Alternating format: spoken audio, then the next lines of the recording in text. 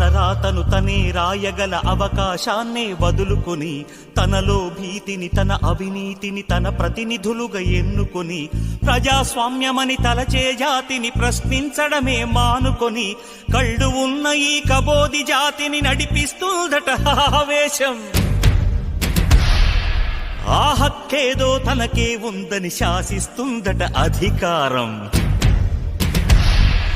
కృష్ణుడు లేని కురుక్షేత్రమున సాగే ఈ ఘోరం చితి మంటల సింధూరం. చూస్తూ ఇంకా నిదురిస్తావా విశాల భారతమా, ఓ విషాద భారతమా. అర్ధశతాబ్దపు అజ్ఞానాన్నే స్వతంత్రమందామా, స్వర్ణోత్సవాలు చేద్దామా. ఆత్మ వినాశపు అరాజకాన్నే స్వరాజ్యమందామా, దానికి సలాము చేద్దామా. శాంతిక బోధపు పుట్టుక తెంచి తెచ్చిన బహుమానం